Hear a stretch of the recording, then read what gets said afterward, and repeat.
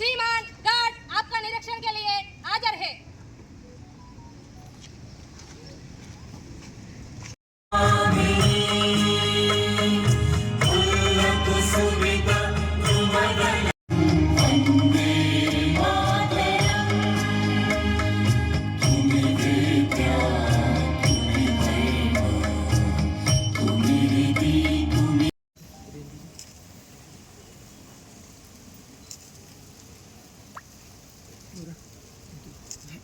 కూర్చోను ఆనే కూర్చో పక్క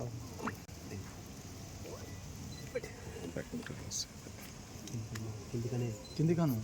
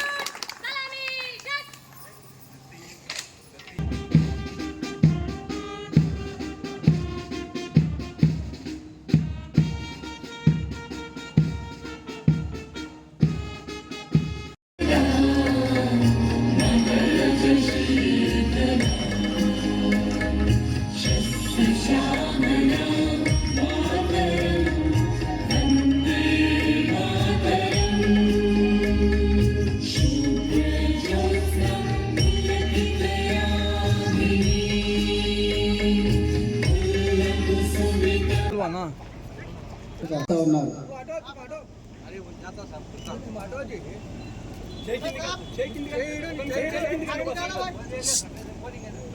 ఎనభైవ స్వాతంత్ర వేడుకల్లో పతాక ఆవిష్కరణ ముఖ్య అతిథి వహించారు.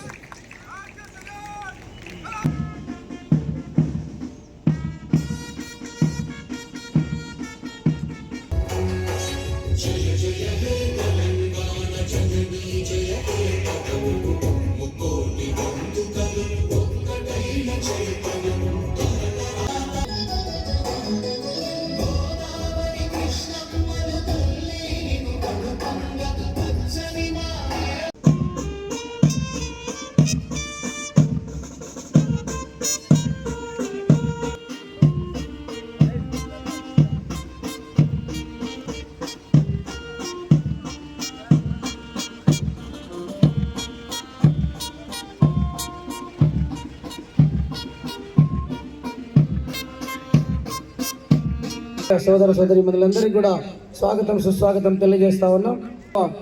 మంత్రివర్యులు ముఖ్య అతిథిగా హాజరై అందరికీ కూడా అభివాదం తెలియజేస్తూ ఈనాడు పీరియడ్ ఇన్స్పెక్షన్ ముగించుకొని వేదిక చేరుకుంటున్నారు. వారితో పాటుగా గౌరవ జిల్లా కలెక్టర్ శ్రీమతి సిహెచ్ ప్రియాంక ఐఏఎస్ గారు మరియు డాక్టర్ వినీత్ ఐపీఎస్ గారు. సోదరా అని అలనాడు ఈ జాతి గుర్తించింది, జూలు విదుల్చింది, సమర సైనికం పూరించింది, సుదీర్ఘ పోరాటం సాగించింది, స్వరాజ్యాన్ని సాధించింది. ఆ సమర యోధుల అమరవీరుల త్యాగ ఫలాలనే మన తరం అనుభవిస్తా ఉంది. కథన రంగంలోకి దూకారు. ఆశయాలే మన జెండాలో. నారాయణపేట జిల్లాలో నిర్వహిస్తున్న స్వాతంత్ర దినోత్సవ వేడుకల్లో పాల్గొనడానికి వచ్చిన స్వాతంత్ర సమర యోధులు, ప్రజాప్రతినిధులు, వివిధ పార్టీల నాయకులు, అధికారులు, అధికారేతరులు, జర్నలిస్టులు మరియు నారాయణపేట జిల్లా వాసులందరికీ కూడా 80వ స్వాతంత్ర దినోత్సవ శుభాకాంక్షలు తెలియజేస్తాము. తెలంగాణ రాష్ట్రాన్ని భారతదేశంలోనూ ప్రపంచ స్థాయిలో అగ్రస్థానంలో నిలిపేందుకు గౌరవ ముఖ్యమంత్రి శ్రీ యనమల రేవంత్ రెడ్డి గారి నాయకత్వంలో తెలంగాణ రైజింగ్ 2047 విజన్ తో ప్రజా ప్రభుత్వం ముందుకు సాగుతోంది. తెలంగాణ రాష్ట్ర అభివృద్ధికి ఆర్థిక, సామాజిక, పరిపాలన రంగాల్లో ఆదర్శవంతమైన లక్ష్యాలతో తెలంగాణ రైజింగ్ 2047 విజన్ డాక్యుమెంట్ ను రూపొందించినట్టు గౌరవ ముఖ్యమంత్రి శ్రీ యనమల రేవంత్ రెడ్డి గారు ఇటీవల జరిగిన నీతి ఆయోగ్ సమావేశంలో వెల్లడించారు. తెలంగాణ రైజింగ్ 2047 లోని ముఖ్య అంశాలు. తెలంగాణ రైజింగ్ 2047 విజన్ లో 4 కీలక అంశాలు ఉన్నాయి. పేదల సంక్షేమం, సమగ్ర పాలసీల రూపకల్పన, ప్రపంచ స్థాయి ఇన్ఫ్రా డెవలప్మెంట్, పారదర్శకత, సుపరిపాలన లక్ష్యాలను ప్రాధాన్యమిస్తారు. ఈ లక్ష్యాల సాధన ప్రభుత్వం ఇప్పటికే పలు చర్యలు చేపట్టింది. తెలంగాణ సమగ్రాభివృద్ధికి ఇప్పటికే welfare and social justice policy, green energy policy, infra industrial policy, tourism పాలసీలను ప్రభుత్వం సిద్ధం చేసింది. ఈ విజన్ డాక్యుమెంట్ భవిష్యత్ తెలంగాణకు ఒక భగవద్గీత. ఇది తెలంగాణ రూపురేఖలే మార్చేస్తా ఉంది. మహాలక్ష్మి తాండవిస్తుంది. అందుకే రాష్ట్రంలో 1 కోటి మంది ఆడబిడ్డలను కోటీశ్వరులు చేయాలనే సంకల్పంతో ప్రభుత్వం అనేక కార్యక్రమాలు చేపట్టింది. ఆర్టీసీ బస్సుల్లో ఉచిత ప్రయాణం, 500 రూపాయలకే వంట గ్యాస్ సరఫరా, 200 యూనిట్ల ఉచిత సంపన్నులతో సమానంగా తెలంగాణ మహిళలతో విద్యుత్ ప్లాంట్లు కూడా ఏర్పాటు చేయించాలని ప్రభుత్వం నిర్ణయించింది. మహిళలు పెట్రోల్ బంకుల నిర్వహణ, మహిళా శక్తి క్యాంటీన్ల నిర్వహణ చేపట్టారు.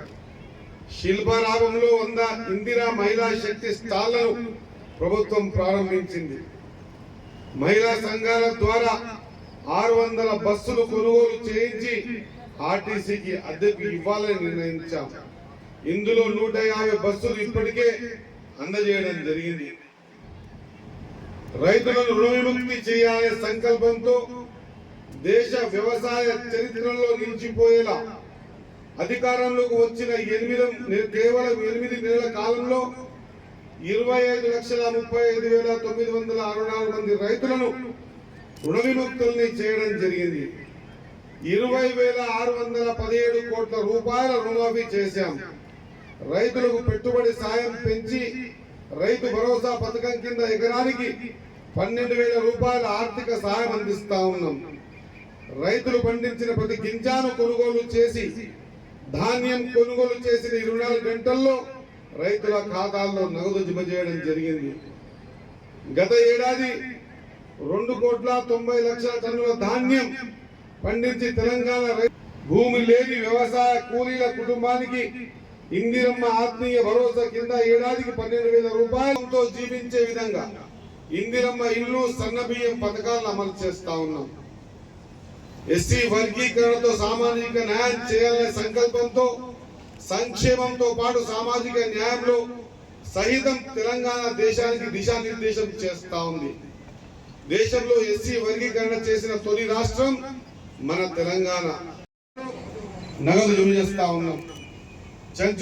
చెంచులకు కూడా ఇందిరమ్మ ఇల్లు ఇవ్వాలనే సంకల్పంతో గిరిజన ప్రాంతాల్లోని చెంచులకు 10,000 గృహాలను కేటాయించాం.